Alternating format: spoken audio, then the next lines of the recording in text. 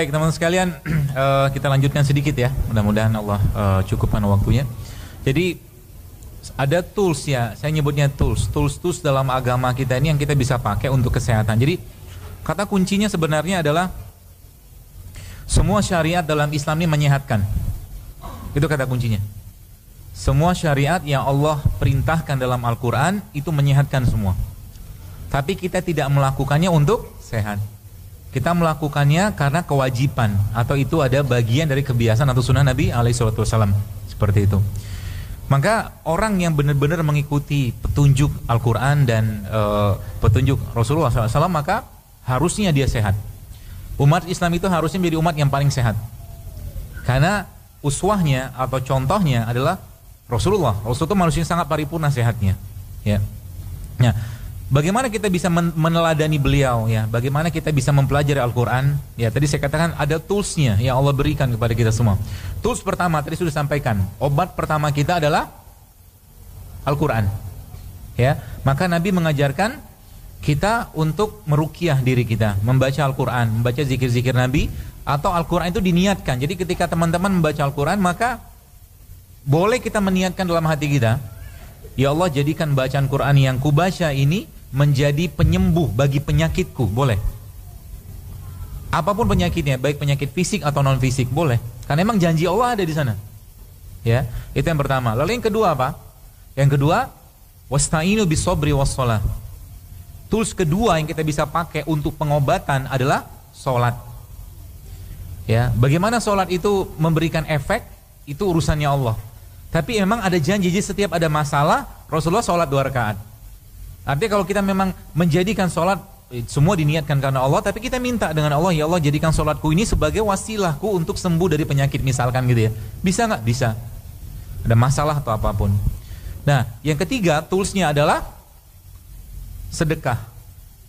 Ya, jadi kalau ada keluarga kita yang sakit, atau kita pun sakit, atau mungkin anak, suami, istri yang sudah punya mungkin sakit ya, maka sedekah menjadi salah satu cara kita untuk mengobati orang yang sakit.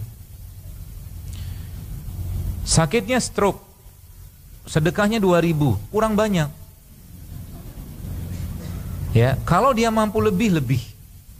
Semakin banyak semakin. Jadi kalau Anda atau kita mau dapat ikan paus, nggak bisa pakai pancing, nggak bisa. Harus pakai kapal.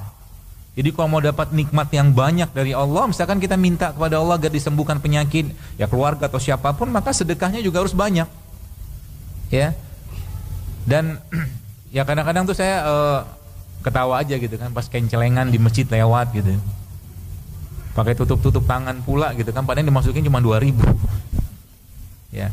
Biaya operasional malaikat tuh besar, gak cukup 2.000. Bahasa saya ya. Jadi kalau mau dapat yang lebih, maka bikin malaikatnya kaget. Ya, tanda kutip gitu kan. Jadi bikin malaikatnya kaget. Dengan cara apa? Ya dengan cara salah satu tipsnya saya, ketika kalau anak saya lagi sakit atau saya sakit atau ada siapa yang sakit, biasanya saya kerjakan pertama kali adalah mengambil handphone. Ambil handphone. Buat apa? Sedekah. Ya, kalau nggak bisa ketemu orang, maka handphone Anda harus ada rekening-rekening lembaga zakat, sedekah, infak. Kan banyak tuh sekarang.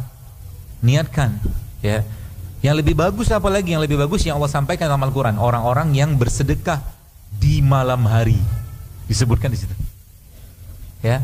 Jadi salah satu tools yang kita bisa pakai untuk meminta kepada Allah kesembuhan, kesehatan, dan segala macam keberkahan itu salah satunya adalah sedekah. Dan yang dikhususkan yang saya baca dalam ayat itu memang sedekahnya di malam hari, keluar dari rumah Anda. Cari orang susah, kasih yang terbaik untuk mereka. Ya.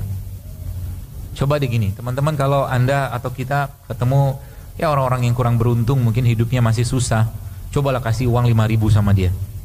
Dia bilang apa sama kita? Terima kasih kan? Coba Anda kasih 200.000. Bilangnya apa? Semoga banyak. Doanya banyak kan, betul? Udah cukup 5.000. Ya. Apalagi kalau pakai bahasa pelintiran itu, yang penting kan ikhlas. Kalau ikhlas kalian aja banyak gitu loh. Seperti itu.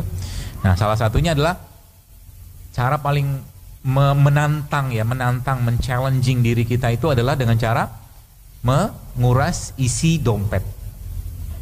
Salah satu cara. Itu bisa nanti menghilangkan perasaan kepemilikan kita terhadap hartanya kita. Sekali-sekali cobalah, boleh deh. Malam ini kalau mau coba silakan. Habisin isi dompetnya, buat pulang pun nggak usah. Kan mikir kan, terus pulangnya gimana? Kan ada handphone. Betul? Anda bisa pakai aplikasi misalkan yang pergi-pergi apa segala macam gitu-gitu, atau kalau nggak panggil teman atau apa, jolong jemput saya, duit saya habis. Bisa kan? Tapi habis itu Anda akan merasakan hal yang sensasi yang luar biasa. Itu yang saya katakan vibrasi hati. Hati kita tuh perlu diasah tiap hari. Ya, seperti itu toolsnya. Nah, itu tools yang sifatnya non fisik. Ya, tools yang sifatnya non fisik. Tools yang fisik apa? Tools yang fisik wujudnya berupa salah satunya adalah puasa. Jadi kan tool non fisik itu dia satu amalan ya. Kalau puasa itu salah satu yang luar biasa kalau boleh saya bilang. Ya, kalau kita sudah mulai merutinkan diri untuk tidak banyak makan, maka sebenarnya banyak sekali penyakit-penyakit degeneratif yang bisa hilang ya di negeri ini, di kalangan umat Islam. Kalau kita mulai membiasakan untuk tidak banyak-banyak makan.